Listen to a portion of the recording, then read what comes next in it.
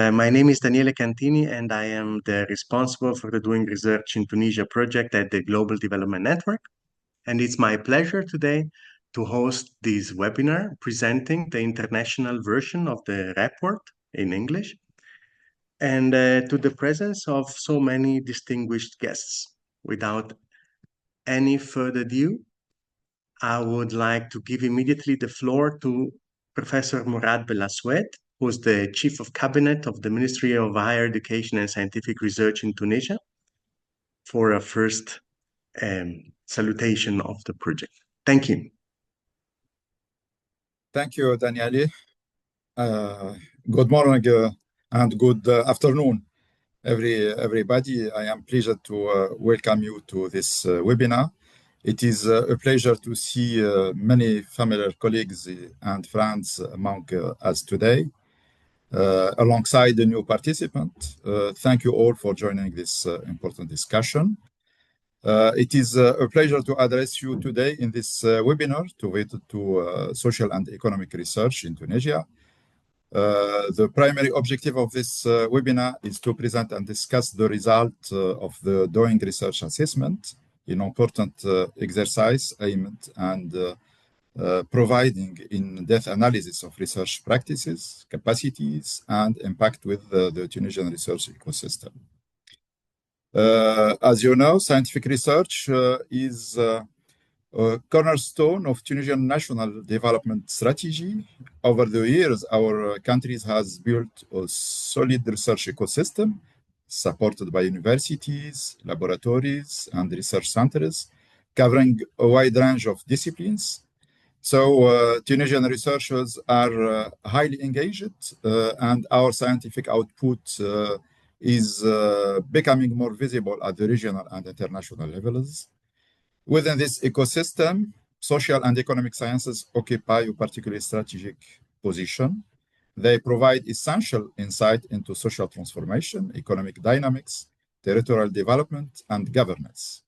So most importantly, they play a crucial role in informing public policy through evidence-based analysis. However, despite this, their importance, research in social sciences still faces structural challenges, including limiting funding, fragmentation, and insufficient interaction with policymakers and socio-economic actors. So addressing these challenges is essentially if you are to fully harness the potential of social sciences as a driver of inclusive and sustainable development.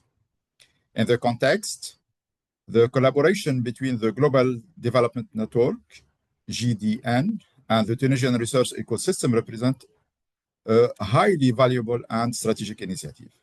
GDN's mission to promote rigorous policy-oriented social sciences research aligns strongly with Tunisia's ambition to strengthen the link between knowledge production and public decision-making. So thanks to its partnership with national stakeholders, particularly the Tunisian Forum of Applied Social Sciences and public institutions, this collaboration has enabled us to access the current situation, analyze the strengths and weaknesses of our ecosystem. So propose concrete actions, introduce state-of-art methodologies to strengthen research capacities and promote applied research grounded in local realities. These partnerships illustrate the importance of connecting international expertise with national priorities and of building research ecosystem that combine methodological excellence, institutional legitimacy, and real-world impact. So it stands as a strong example of how international cooperation can enhance the quality, relevance, and usefulness of research at the national level. So beyond its immediate outcomes, this experience offers an important lesson. Successful models must not remain isolated. The approach developed through the GDN Tunisia collaboration demonstrates the value of structured partnerships, co-creation of knowledge, and continuous dialogue between researchers and decision makers. It is therefore essential to extend, replicate, and institutionalize this experience, both across other areas of social sciences and other fields of research. Scaling up such initiative will help strengthen the national research ecosystem, improve the impact of scientific work, and support more informed, effective public policies. Moreover, this model has the potential to inspire similar initiatives at the regional and African levels, positioning Tunisia as a reference in applied social sciences research and research for development partnerships.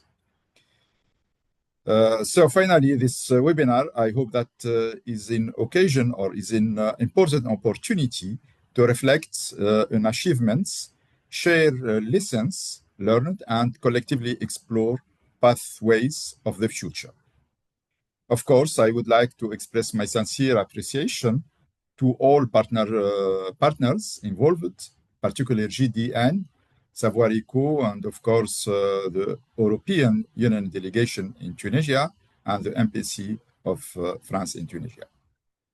So for their, of course, commitment and continued support. So Daniele, this is my, my introduction. And of course, we can discuss after for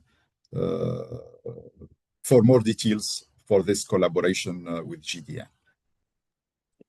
Yeah, thank you, Murad. Thank you, Professor. It's a real pleasure. I mean, I already expressed this in Tunis in September when we launched the national version of the report, and I reiterate it again. It was a real luck to be able to count on dedicated support from the ministerial side for this project, and we're very grateful for this.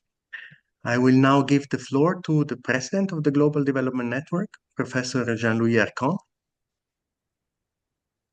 Thanks, Daniele, and it's great, even though it's online, to see Murad on my screen. I have a special interest in this particular DRA, and I know that in the region I'm going to be accused of favoritism. And let me explain why. So as Murad and some of you know, I'm a recovering academic. I've been a professor of economics at various institutions over the years.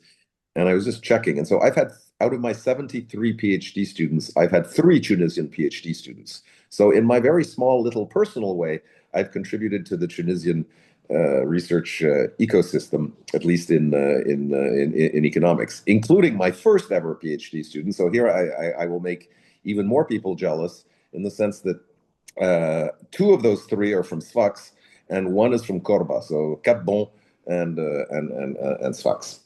And actually, the third one was my last PhD student at Cergy in Clermont-Ferrand in France, where that was back in that's about 10 years ago. I'd like also to express my unmitigated thanks to Savoir Eco, Expertise France, and to the European Union also for supporting this project. We wouldn't have been able to do it without their support. And what has been extraordinary, I think, in this project compared to a whole bunch of other doing research programs that we've done in other countries has been the level of support and the engagement from the Tunisian government side, from the ministry side.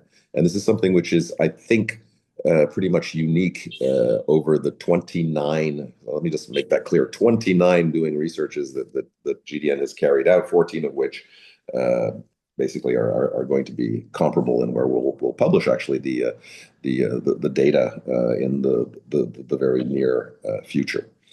So I'm a microeconometrician as a researcher, right? So I work with panel data. That's and the ambition here, in some sense, is through the Doing Research initiative, in terms of mapping out these ecosystems in different countries in different times.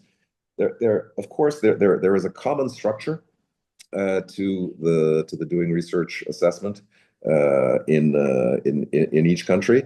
The idea being, of course, that on the one hand, in the cross section, we can compare where countries stand in various, in a given moment of time, and then, inshallah, what we can also do is we can look at countries' evolution over time. So there's both this cross section and this time series element to it, and I think that's something which is really important. The caveat to that, of course, but this in some sense is excuse me, I'm suffering from the Delhi pollution right now. The caveat to this, of course, is that the instrument is adapted to each country because each country has specificities, but there is a common core which allows one to do cross-country comparisons and time series comparisons for a given country. Now, as you probably know, GDN, our mission is essentially to support policy relevant social science research in the global South in general, and to try to help researchers in the global South make to disseminate their research and to improve policies in countries in the global South. And this is where I think Tunisia has a lesson to give to other countries in terms of the implication of the ministry with this whole process, because this is essential for the results of doing research to be of use. If I can use an economic term here, the marginal productivity, I think, of doing research in Tunisia is going to be particularly high with respect to a lot of other countries in which we carried out this exercise. From the regional perspective, I think Tunisia is going to be indeed the fer de lance. It's going to be the spear tip of doing research in the rest of the region, whether it be neighbors to your west or neighbors to your east, whatever direction one looks in. I think that Tunisia will also be able to contribute to what those countries will be doing. The whole idea also is to encourage South-South collaboration in terms of these initiatives, and I would foresee that Tunisia would be instrumental, actually, in showing other countries in the region why this is such a useful exercise from the policy standpoint. Because what we always have to remember is that resources are scarce, and if we're going to put resources into doing this sort of exercise, the marginal return, indeed the average return, but the marginal social return to these exercises has to be strictly positive. And I think in the case of doing research, and in particular in the case of doing research in Tunisia, the marginal social return is very positive, and has the potential to create, let me be an economist a little bit more, has the potential to create positive externalities for many countries in the region. I'm sorry, my voice is giving out, so I think I will stop there. I think the air quality index today is at something like, I think it's, I don't know, somewhere between 400 and 700. If you want a comparison, in Paris, it's like 40 or 50. So today, when I was down at the cabinet secretary's office down in the government quarter in New Delhi, when I looked towards India Gate, which is it's a bit like the Champs-Élysées in Paris, just it's bigger. The India Gate was about, I don't know, 1.5 kilometers away. I could not see it. That's how bad the smog was today, and I've discovered that I'm a lot more sensitive than I thought to this. But anyway, thank you all for being here. Thank you to all the participants, and back to you, Daniele. Thank you, Jean-Louis. And indeed, yes, the air pollution in New Delhi is something that can be seen from space, if I'm not mistaken. Anyways, now we after the official salutations, we just get started. And so while I ask the principal investigator of the ASSF, the Applied Social Science Forum team, Professor Abdelwahab Ben Afayed, to take the floor and to share his presentation with us, I may remind the audience that this is a webinar, so most of you will be familiar, but So meaning that you should ask your questions in the chat or remember them, and as soon as we're done with the intervention of the discussions, of the discussants, you will be given the floor. So we are expecting to have some open discussion with you all. So please note down your questions either in the chat or then raise your virtual hand as soon as the discussants are done. Now, Abdelwahab, the floor is yours. Thank you, Daniele. Good morning, everyone. I'm very pleased to be with you today to introduce the DRA Tunisia study, building on what has been said by Jean-Louis Simourat. This research is basically a meeting point between GDN's strategic objective to undertake a pilot experience in North Africa and our research team's ambition to situate Tunisia within an international comparative perspective. So to share with you the results of this collaboration, I've divided my talk into 3 parts. First, the framework that guided the entire work. Then I will share some findings from the survey. And finally, I will conclude with the most important lessons we learned. So let's begin with the framework and method that guided this study. As you can see on this slide, our analysis is built on 3 levels or 3 chapters that together give us a full or a big picture of the subject, which is the national context and the background. I mean the Tunisian background. Now, from that picture view, we zoom in to ask a more specific question: who does what? This question brings us to the next level, which is the mapping. So the objective of this mapping was to identify all key players like institutions, university research teams, NGOs, CSOs, and of course, think tank. The key is to understand how all these people in sociology, in political science, in law, in psychology, in science of education, etc., are connected, and to understand how they work and what networks they form. Following this mapping exercise, the third component is the field survey.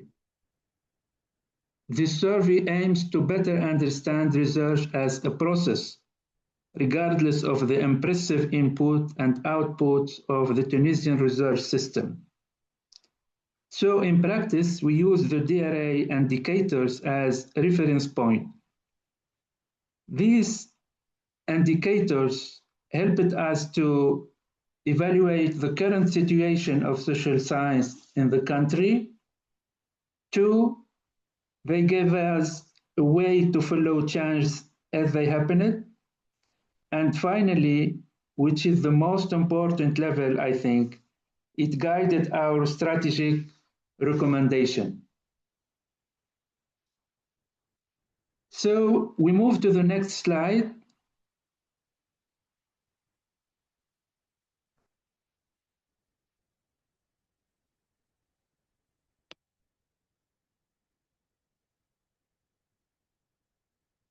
Now, let's take a look at these components one by one.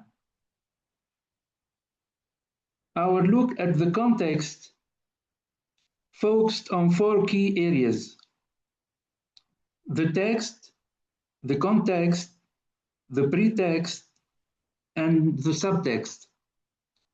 First, we started our analysis by focusing on the text and context of the research corpus.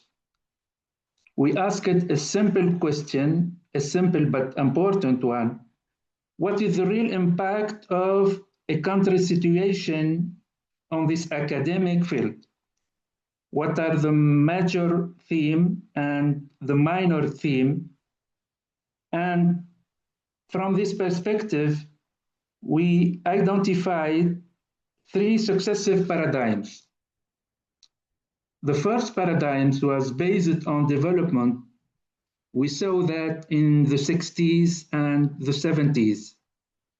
The second was defined by a shift to culturalism. We saw that in the 80s. And the third represented a turn towards democracy as a new research paradigms. Since 2011, we looked at governance issue, opinion polls, anti-corruption studies, etc., etc. Today, these paradigms are still in use and in competition. They are sometimes in clash, sometimes in synergy to establish valid knowledge. Now for the next phase, we are again still on this slide. We shifted our focus to the pretext. We started by asking researchers if a national strategy exists, and if so, how they perceive it. One key findings was that in terms of perception, most of them think that there is no real strategy in place. We talk here specifically about social science. Consequently, the return on investment is low, and most of them think that the impact on public policy is marginal. In the next step, we looked at the subtext. We asked, how does the choice of language affect the visibility? We found that international visibility is really tied to publishing in English, and that doing research in French or doing research in Arabic limit those opportunities. Now, with that context in mind, let's move to the next slide and second component, which is the mapping phase. This map covers organizations from different sectors. It includes university entities like labs and like research centers, I mean public research centers. It includes public bodies like national institutes, and it covers, of course, civil society, meaning CSO and think tanks. So one of the findings was that public research bodies are performing well, especially given the challenging economic situation and given the economic crisis. Another finding was that Tunisia ranks second in the entire MENA region, right after Lebanon in terms of the number of think tanks. However, the study found that more than half of these think tanks exist only on paper. They are legally registered, but their output is very, very low. Now, we come to the third and final part of our study, which is the survey. In short, this survey focused on several practical areas like the resources available to researchers. It focused on how their work is evaluated, and it focused on how findings inform public policy.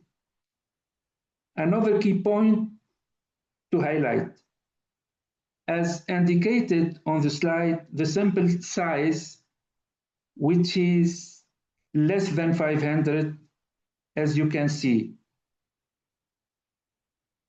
This sample is limited. So, as we have already said, this survey wasn't designed to be representative locally, but at the national level. The point was to listen to the community and to identify comparative emerging trends. Now, Let's see some key findings from this study. In terms of results, this survey showed a clear demographic shift. Two numbers stand out. 64% of the researchers are women. 68% are under 46 years old. So what we see here is a clear trend. More women and a younger generation in the field. If we look at the next slide, we must mention that this demographic shift is only part of the story. The other part is found in a critical skills gap emerging within the target group. To give you an idea, only 27% of researchers feel optimistic about their career prospects. And most important, 85% of them have never contributed to policy development.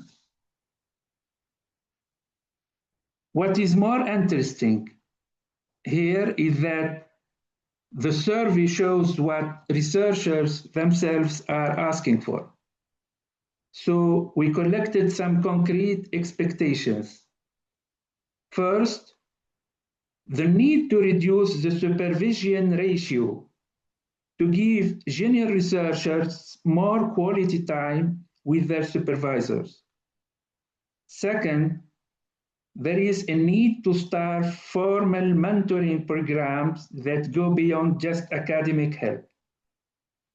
And finally, there is a strong need to better train researchers to develop and manage their own projects.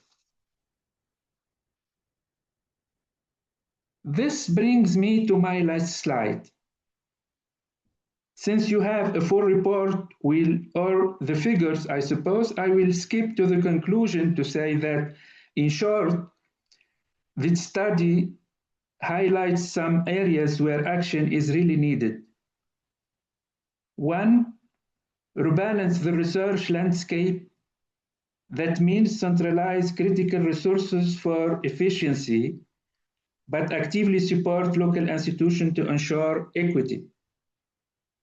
Two, redefine AI and move it from a simple technical tool to a real tool for understanding society. Today, some education forecasters are already predicting that the PhD could disappear in the coming few years because of AI. So the quality debate becomes imperative.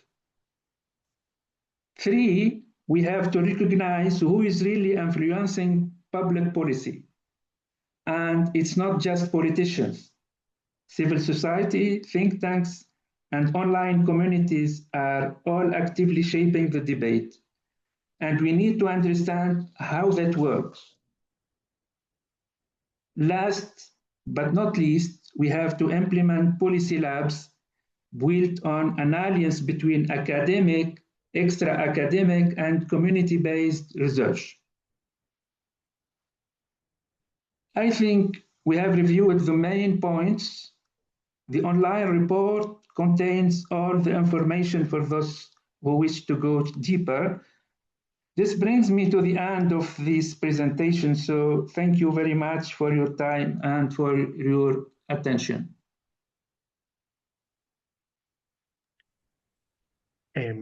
Thank you, Abdelwahab, also for keeping the time, and that's an excellent news because this gives us more time to debate. Now we skip the queue because we have a bit of a special situation. So I'm asking Professor Faisal Mohammed to join us from the Libyan Authority Yes. for Scientific Research. Yeah, please, the floor is yours. Okay, thank you. Thank you very much, Mr. Daniel, and thank you, the JTN, for organizing this important event. I'm pleased to join you today to speak and as a part of the panel for the launch of the doing research assessment in Tunisia. First, I would like to sincerely graduate the Tunisian team and Professor Abdul Wahab for producing such a strong and well-structured report. It's clear that great amount of effort, coordination, and community went into this work. The report does not only describe the research landscape in Tunisia, it's also provide particular insights that can help guide future reforms. From the Libyan Authority for Scientific Research, we see this project as very relevant to several reasons. Tunisia experienced effect challenges we all know in the first region. Many of the difficulties highlighted in this report, such as limited of unstable funding, the need of the better research infrastructure, and importance of linking structure national development. Our issue we also face in Libya, seeing how Tunisia has accessed and organized this challenge helps us think more clearly about our own concept. Cooperation with the Ministry of the is very strengthened, and one point that stands out in the Tunisian project, it's a very close partnership with the Ministry of Higher Education and Scientific Research. This creates a strong bridge between researchers and policymakers for us in Libya. This is a model we hope to reinforce it, because policy decisions are stronger when they are based on the dividends of research. The DR methodology is practically and useful for Libya. Libya is currently undergoing an important phase of rebuilding. It is an institution, including national research system. The DR methods offers structured way to understand where we are, what gaps we have, and what priority should come first. We see real value of applying similar assessment in Libya in the near future. Fourth thing is the report highlights the importance of the data and coordination. One of the messages in the Tunisian report is that country need good idea, data, and on research activities, outputs, and systems. This is an idea where many countries in the region, including Libya, need more development, better coordination among the universities and research centers. The government agency will help us build a strong knowledge system. The fifth point is the opportunity for regional cooperation. An important benefit of today's event is that the participation of the colleagues from across the MENA region, Morocco, Algeria, Jordan, Qatar, Egypt, and many other countries. Our challenges are connected, and our solution can also be connected.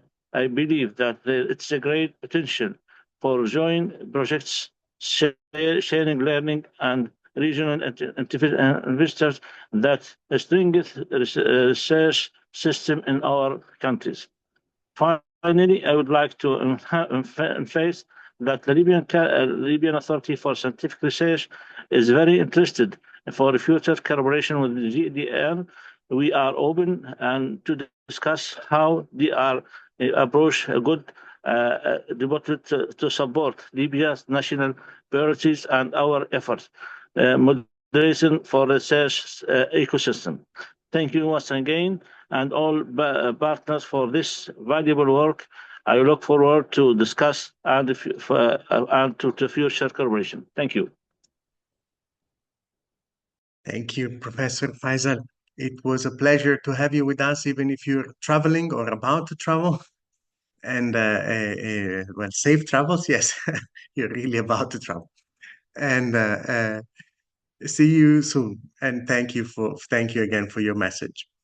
and it will be, of course, a pleasure to collaborate with you. Now it is my pleasure to invite to the floor Lars Larsen of the General Directorate for the MENA region at the European Commission in Brussels. Lars, the floor is yours. Hello, thank you, Daniele. Can you hear me? Great. Okay. So thank you very much for everyone for their presentations, for this initiative.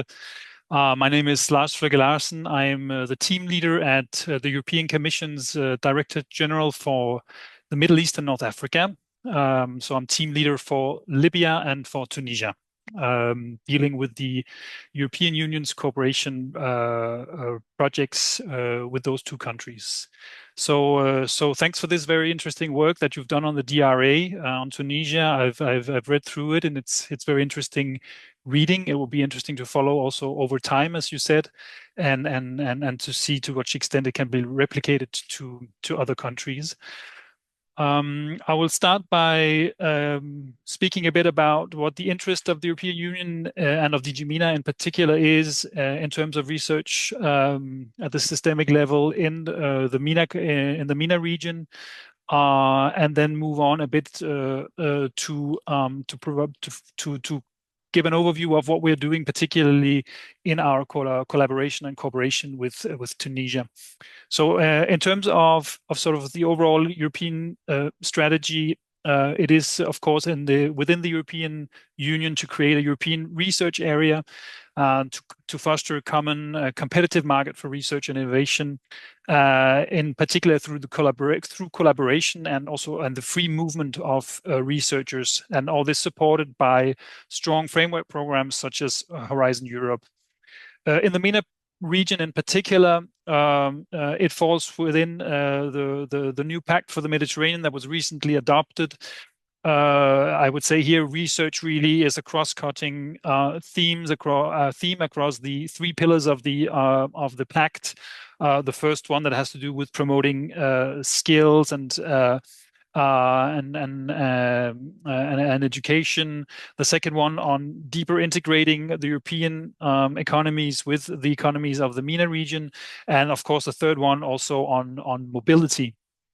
So those are the overall, I would say, policy objectives within Europe and in the MENA region within this area. If we now focus a bit more on what the European Union is doing in collaboration with our partners in Tunisia. First of all, I would say that the overall, of course, framework for our cooperation is the association agreement, and in particular under the association council, which is the highest sort of political meeting instance between the EU and Tunisia. We have a subcommittee that is dedicated to education and research, and a meeting took place earlier this year, and we have regular meetings, sort of policy dialogue at that level. But the objective in Tunisia is really twofold. The first one is to contribute to or ensure that research and innovation contributes to economic development and to job creation in Tunisia, but also very relevant for this particular meeting, that research and innovation contributes to evidence-based decision making.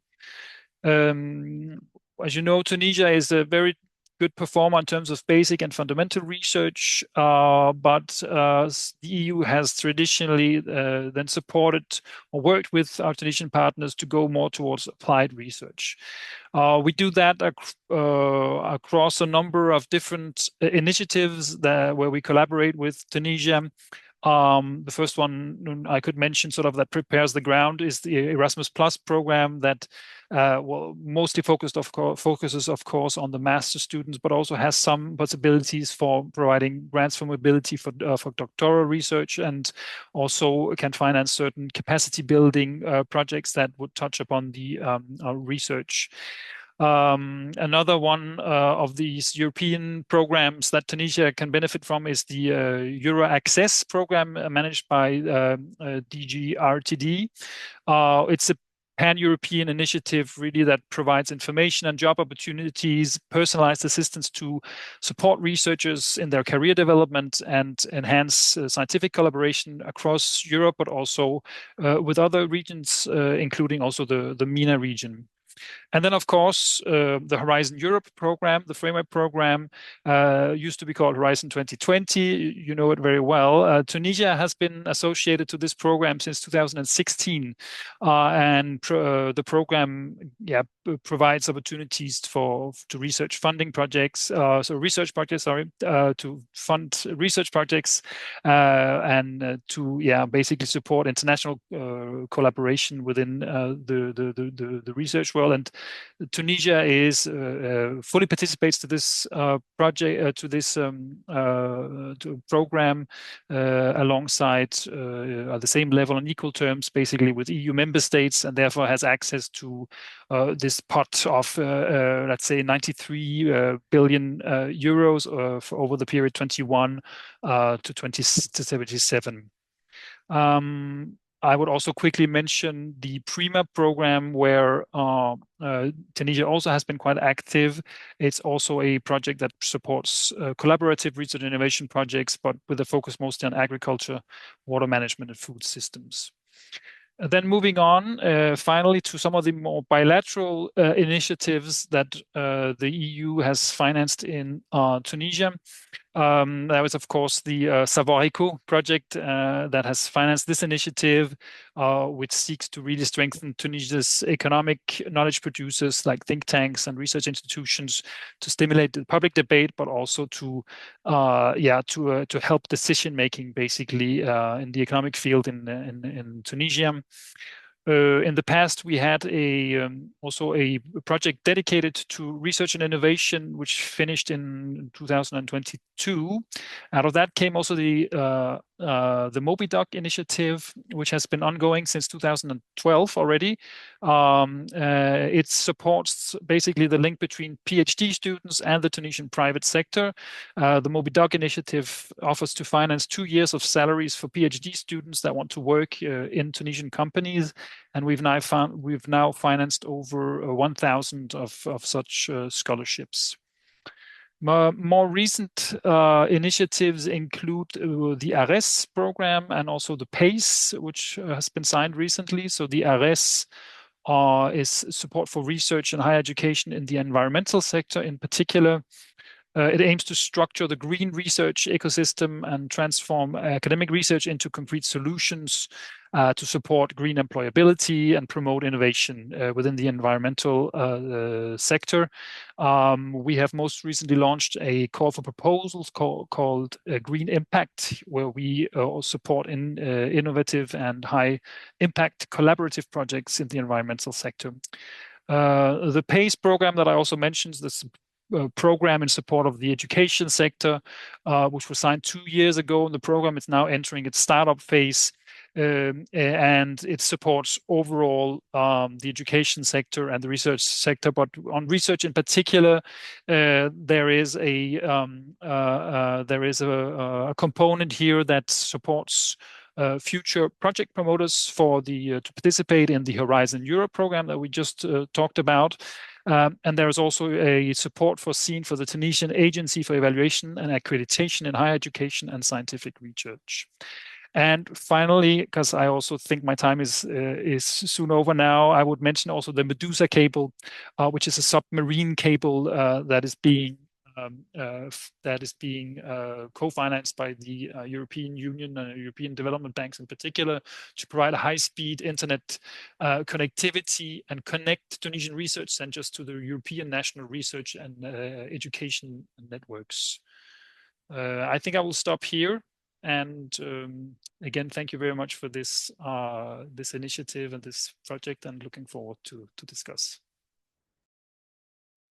Thank you, Lars, for this informative tour about what the European Union is doing in Tunisia, and particularly on the focus on research. For those who are not aware, I should mention that the Doing Research in Tunisia project was part of this programmatic partnership between the Tunisian Ministry of Higher Education and Scientific Research and the European Union delegation in Tunisia through the Savoir Eco project, which Lars just mentioned, which explicitly focused on economics and how to make knowledge and research more specifically tailored to the needs of Tunisia. So in a sense, the Doing Research, as Jean-Louis Ercan mentioned, is a global initiative. It's been run in several countries. As we speak, we have four doing research being done in West Saharan Africa, Mali, Chad, Benin, and Cameroon, and four more between Asia and the Pacific, India, Fiji, Laos, and Cambodia. And it's a pleasure to see in the audience some of the some of the team members of these doing research assessments. That the doing research assessment in Tunisia is very specific because of this institutional constellation. And at GDN, we believe that this is an added value that should be built upon. And particularly if the goal is really to make research more attuned to local needs and to go back to what Abdelwahab was really saying in presenting the main results, this idea that there is a need of having evidence, of having evidence on how the system is structured and works to have a better chance to intervene on it in a way that makes sense. And the GDN, so the Global Development Network, is really born with this idea, with this mission that to support research in the social sciences, and including economics, of course, across the global south, to make a larger impact on the hosting societies. Now, I should give the floor now to the responsible for the Savoir Eco project, but I'm not sure if he managed to join the panel yet. So perhaps we can, for the time being, take the first two questions, and which I saw in the chat. And for this, I leave the floor to my colleague Francesco Obino, which is Director of Programs at the GDN, who will lead the general discussion. And as soon as the last panelist join us again, we will take it back from his point of view for an intervention on the project Savoir Eco. Francesco, please.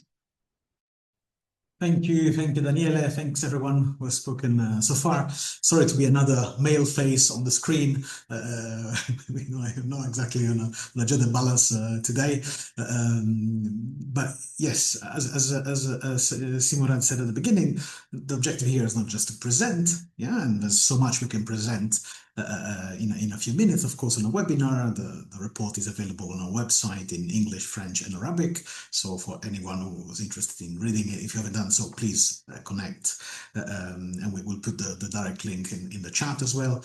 But so not only to present, but also to debate, right? And so we wanted to take the remaining time for this webinar to actually start this debate. There's already a few questions in the Q&A box. I really invite anyone who has questions to place them there, and then we'll call on you and we'll give you the floor if you'd like to. But there's a first question which I think is very clear from what has been typed on the Q&A function by Mushira Ghaziri from the Arab Council of Social Sciences, who is asking the PI of the study, Professor Benafayed,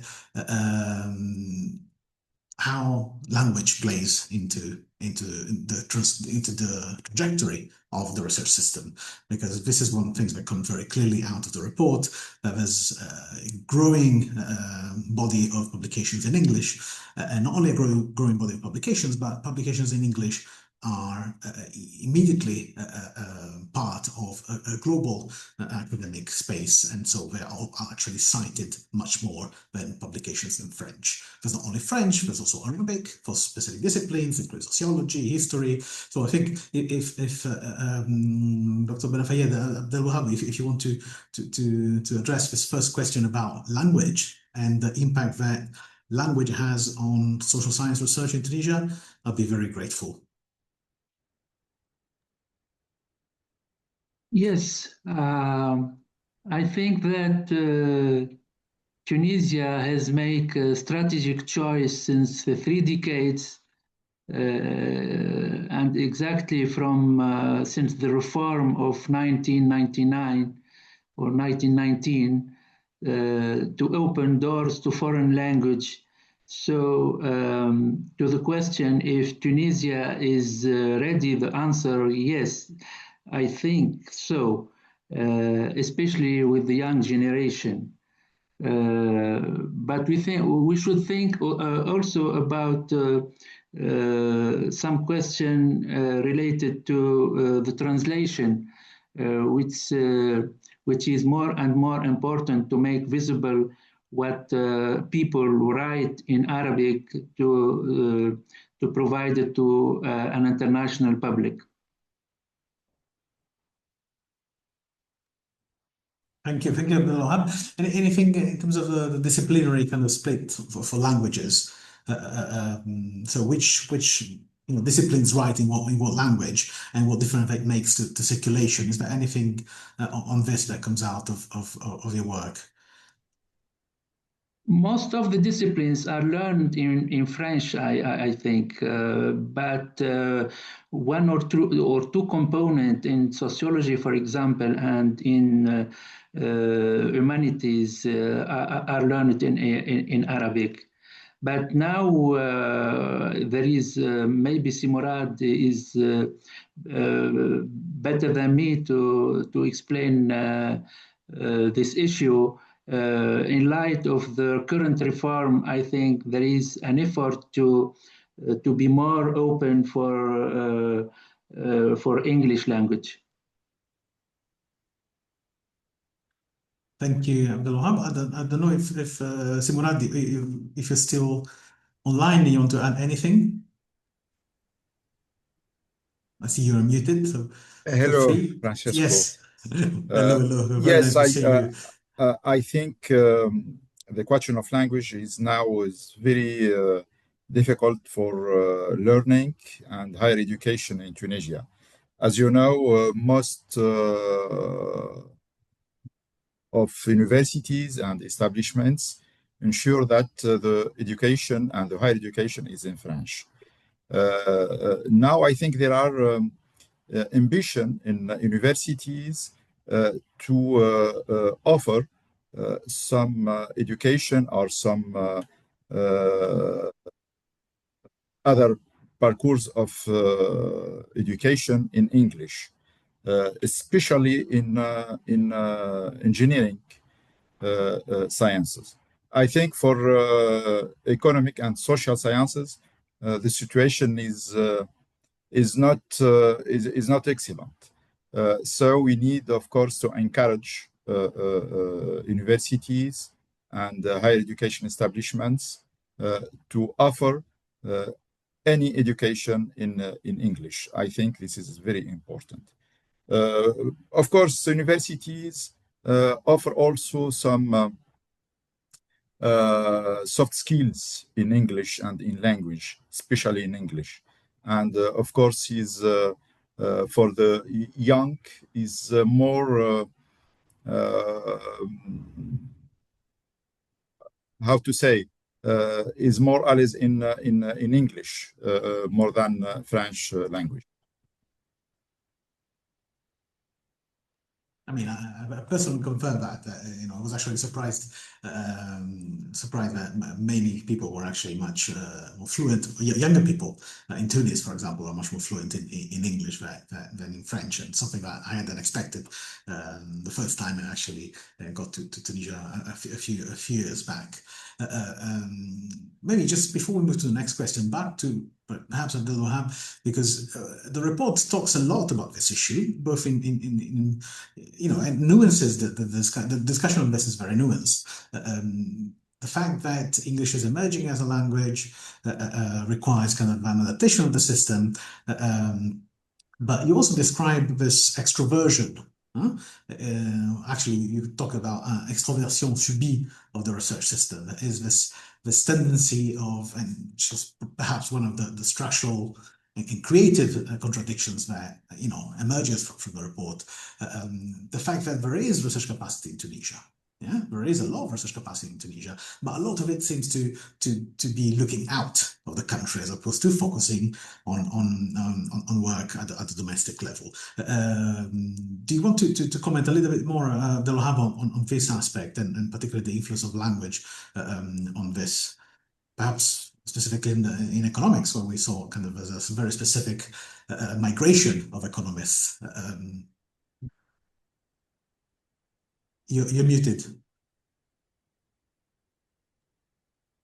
Could you repeat the question, please? Could you share a little bit more about your analysis of the extroversion of the research system in Tunisia and its links to language? The report discusses the fact that the system is looking out, yeah, rather than looking in. You talk about extroversion subie. But perhaps we can come back to this in a bit if the question isn't clear. Non, la question n'est pas claire.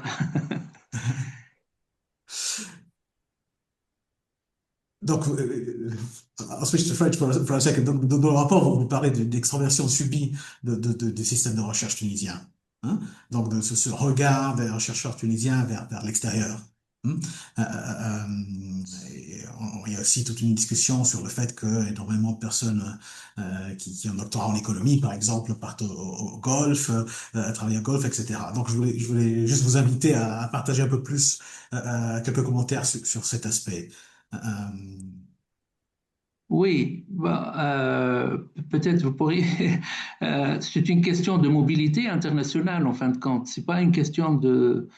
Les gens se tournent à l'étranger parce que il y a une perspective. La notion même de réussite universitaire n'est plus assimilée à la mobilité sociale, mais elle est assimilée plutôt à la mobilité internationale. Donc c'est un changement paradigmatique d'envergure qui concerne un petit peu la notion même de succès, la notion même de réussite scolaire et universitaire. Donc ça, c'est le premier point. Le deuxième point, c'est par rapport à la question de l'emploi et de la stabilité. Donc certainement, le système d'éducation, le système d'enseignement supérieur, il produit maintenant en termes d'offres et de demandes, il y a un déséquilibre. Et donc, pas mal d'enseignants, de chercheurs de corps A, ils sont plutôt attirés par l'offre professionnelle, l'offre d'enseignement dans les pays du Golfe particulièrement, si on parle des sciences sociales. Mais si on veut, c'est une dynamique à plusieurs niveaux. Donc, ce n'est pas une logique d'extraversion individuelle. Je ne sais pas si j'ai bien fait passer le message ou pas. Yes, just translate for our colleagues, our participants who are actually Anglophone. So there's a couple of elements, a couple of aspects that the report analyzes in terms of mobility. One is the notion of success is increasingly linked to international mobility, as opposed to mobility within different institutions or within a career within the same institutions at the country level. So social value attached to international mobility has increased in the last decades, which of course affects the research system. Research is by definition a very international profession as we know it.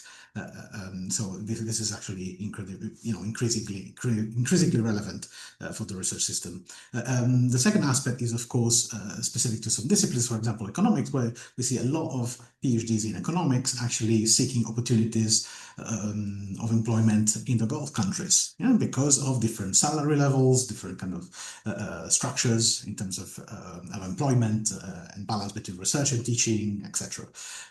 So I think these are the couple of elements that I discuss in some depth in the report. And again, I invite everyone to go read the report. I see that Alexei Ghosh has connected. Alexei, can you hear me? Can you hear me? Yes, we can hear you. Sorry Yes. for being late. I was in the traffic in Amman. We are doing a study visit in the framework of Savoir Eco. Sorry. No problem. Very glad that you could join us. I know that Daniele was going to give you the floor for a few comments. If you're ready to share your comments now. So everyone, Alexis Gorshny is actually director of the Savoir Eco national program at Expertise France, implemented in close collaboration with the ministry and funded by the European Union. And one of the things that I was asking Alexis to talk about is actually what difference does it make to have a DRA? And this is actually a question I have also for Lars, right? There's a lot of things are happening in terms of research support to Tunisia at the international level. The first edition of the research assessment happens in 2025.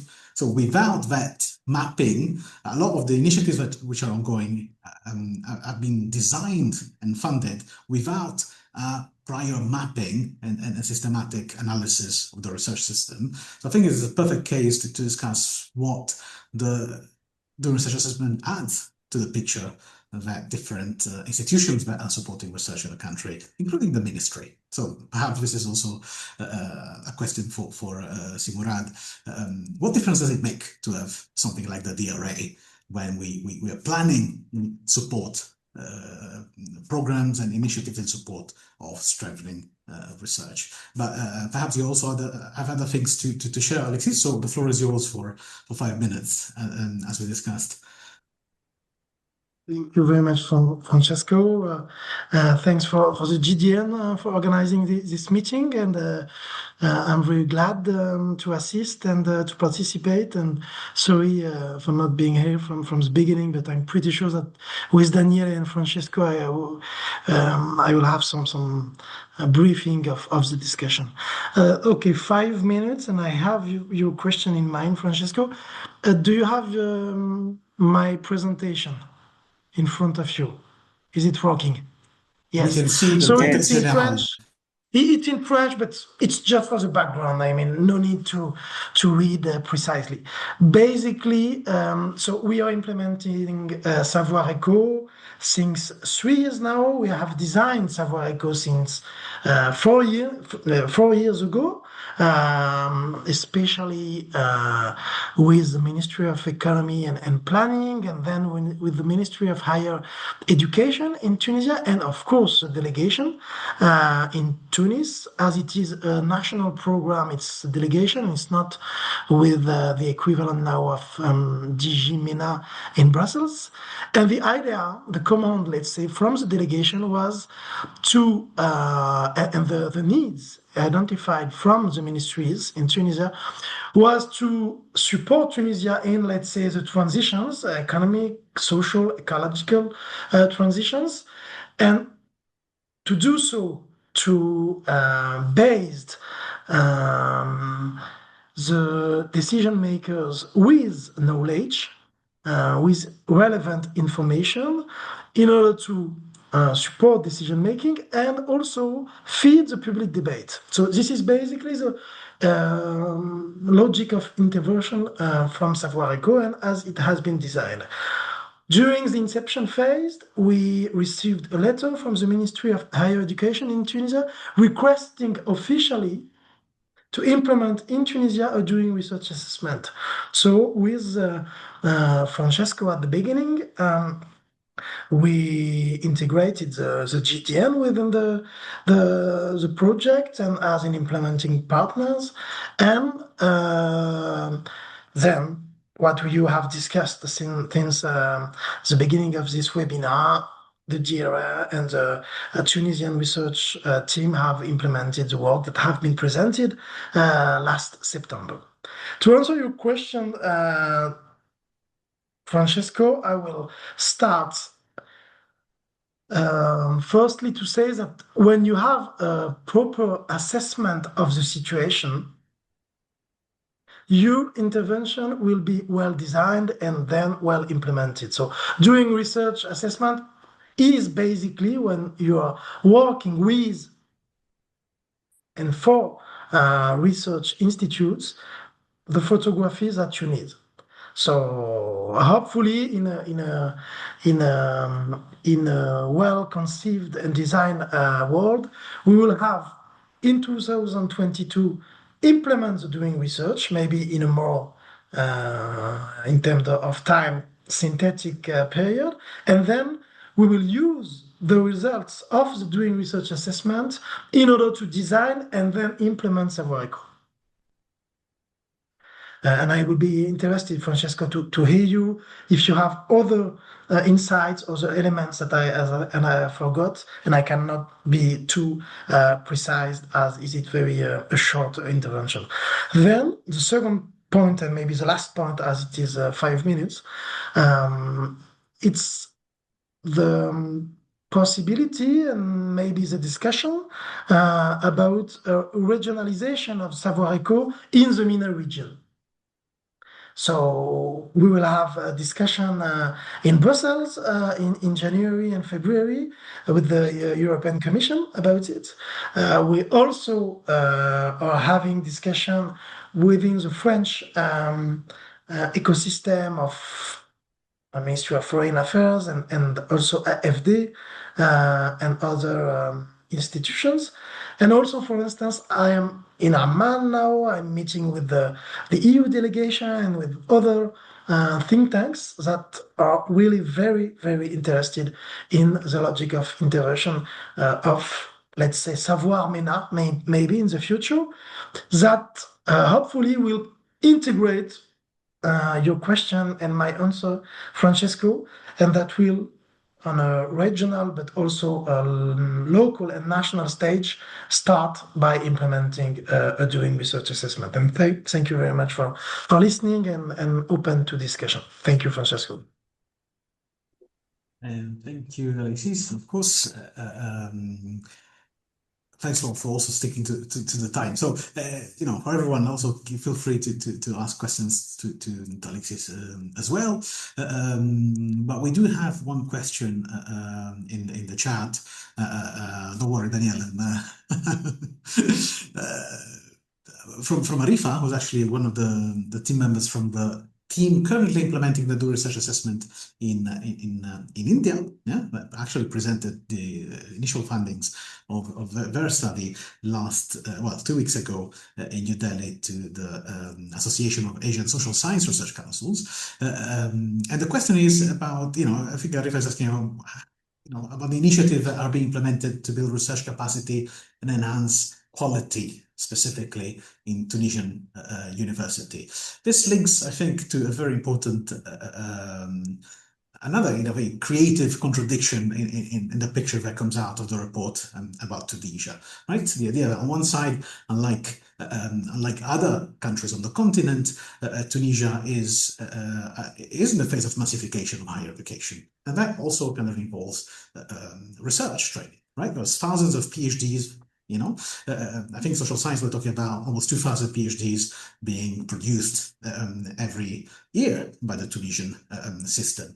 At the same time, this cannot, of course, has some, this massification has some implications for quality. And of course, when we look at the rate of the incidence of researchers may influence policy, which is very low based on the data that comes out of the report. One wonders as well, what was the missing link between this growing cohort of researchers which are highly trained in Tunisia and the capacity to influence the public. So I don't know if Simurad or Abdelwahab want to take this one, but please feel free to share, to respond to a question of Arifa about how quality specifically is being built in universities in the country. Yes. The quality question is a common concern not only for Tunisia, for the whole MENA region. It's related to the question of massification, of course. But concretely in Tunisia, there are 2 initiatives that have been taken. The first one is to improve the PhD supervision ratio. So maybe again, Simurad is more positioned than me to talk about this, but I talk about the new regulation that has been elaborated to make a limit of student supervised per supervisor, and it's very, very important. There is no evaluation for the moment about this initiative, but I think there is a good impact. The second initiative is the establishment of a quality assurance agency for higher education teaching.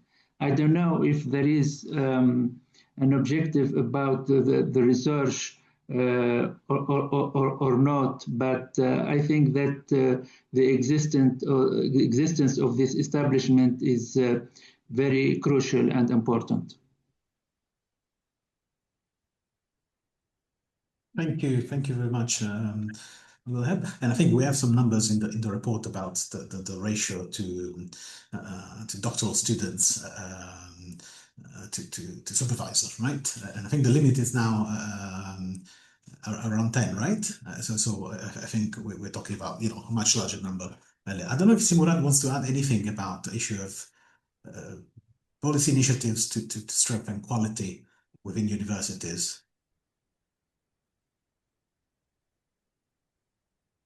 No, perhaps you cannot hear us. Just 1 moment, just yes. Sorry. Okay, sorry. Perfect. So there was a question. I don't know. So yeah, a question about quality. Quality. How are you planning to improve quality? What efforts is the ministry thinking about or implementing to improve quality within universities? Thank you, Daniel. Yes, of course, I think the research in general, and of course, research in sciences, social sciences, in Tunisia, ambition is to emerge as in regional hub of sciences. And of course, this is clear to forward-looking the research strategy in Tunisia that ensure to maximize its scientific potential. And of course, to foster also innovation-driven growth. This is important to transforming research outcome into solution, technologies, and startup, and of course, to strengthen the economy development.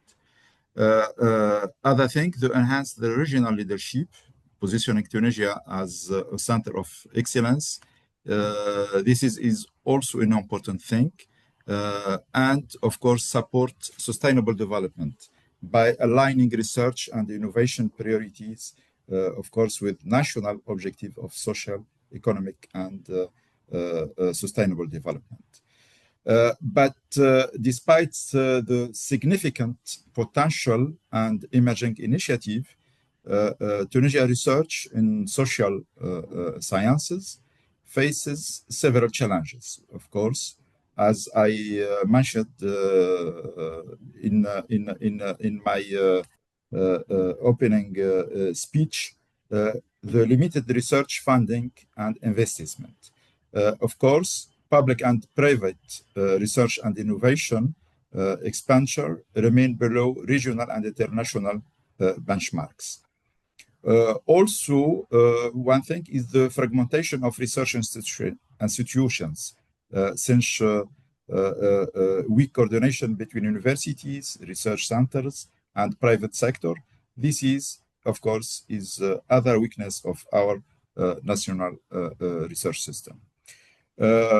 As you have mentioned, talented retention and brain drain, high immigration of skilled researchers and innovation seeking opportunities, especially in the Gulf countries. This is also one challenges of our research system, especially in social and economic sciences. Also, there are weak linkage between research and socio-economic environment in general. This limited collaboration between our research system and institutions. As you know, our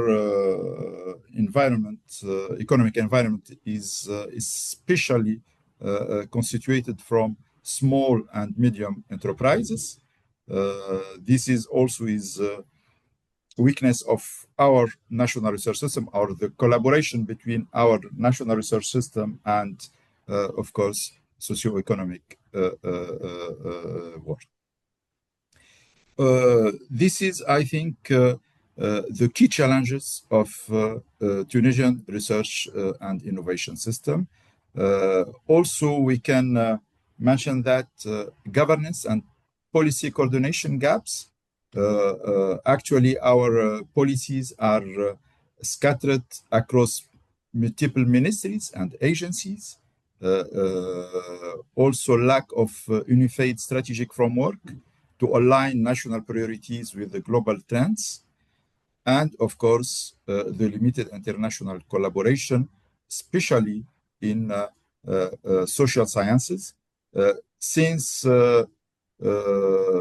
our national or our researchers collaborate with many countries, with many universities around the world. Maybe 70% of our national or of our publication is in international collaboration, but from them, I think 20% only in social sciences. So also there are insufficient data and preference monitoring, like weak system of for tracking research output, innovation metrics, and social impact. I think this is the weakness of general our national research system, and especially in social sciences. Of course, Tunisia have also many strategic opportunities, and for the Tunisian strengths, Tunisia today possesses several key strengths that provide a strong foundation for advancing its research. Of course, the first one is human capital and expertise. As you know, a growing pool of highly educated researchers, scientists, and engineering across universities, research centers, and private sector. Strong tradition in STEM education and emerging capability in digital technology. This is also Tunisian strength. Research and innovation infrastructure. Actually, we have infrastructure, large infrastructure for research and innovation. Also, I think which a very important strength of Tunisian ecosystem is its geographical and regional advantage. As you know, the strategic location of Tunisia between Europe, Africa, and Middle East. This is very important strength of the Tunisian ecosystem, which facilitate the regional collaboration and partnership. So I think there are many Tunisian strengths for our national research system. Of course, we have many challenges, but also I think this is important to link it between the research, academic research, and of course the socioeconomic world. This is, I think, the challenge or the principal challenge of our national research system.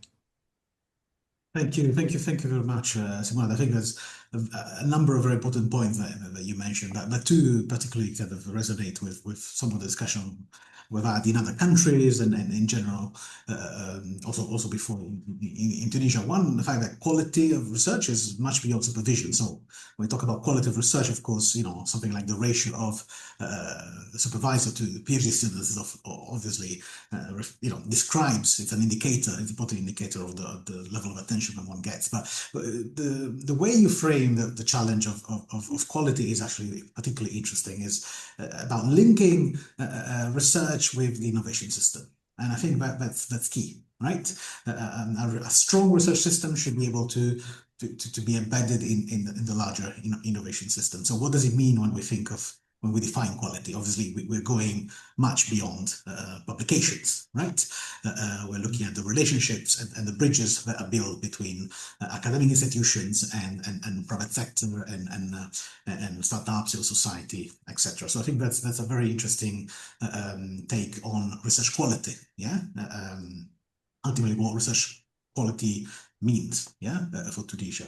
The second thing that you mentioned is of course this idea of international cooperation. And again, the report mentions that half, specifically for social sciences, the report mentions that half of social scientists in Tunisia do not have an international experience.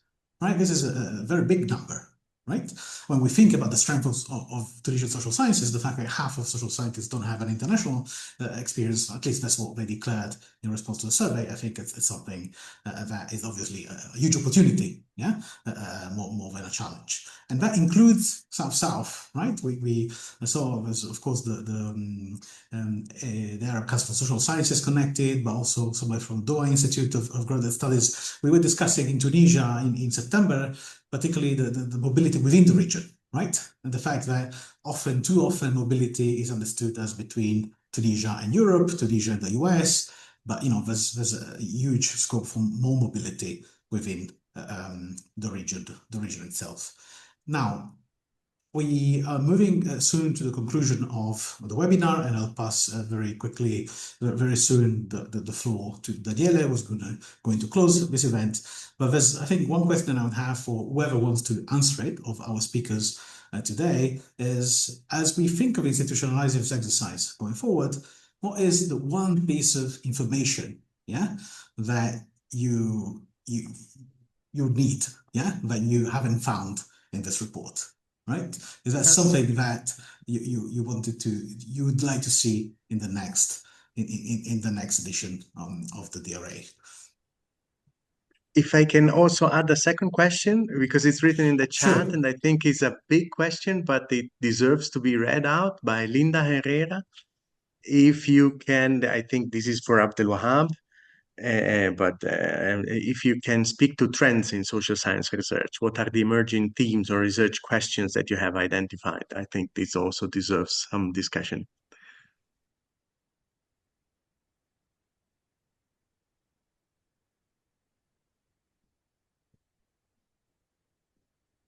Also, I have a question to Lars, if it's possible. I can.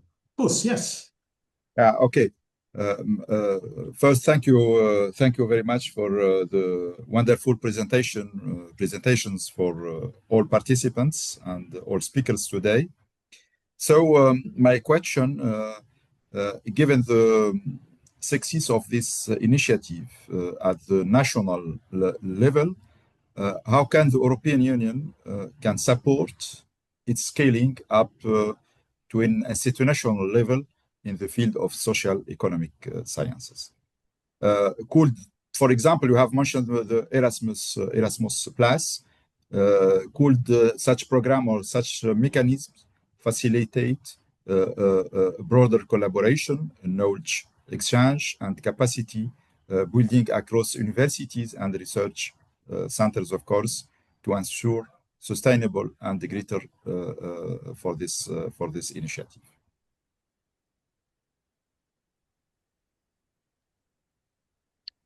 Go ahead, Lars. Yes.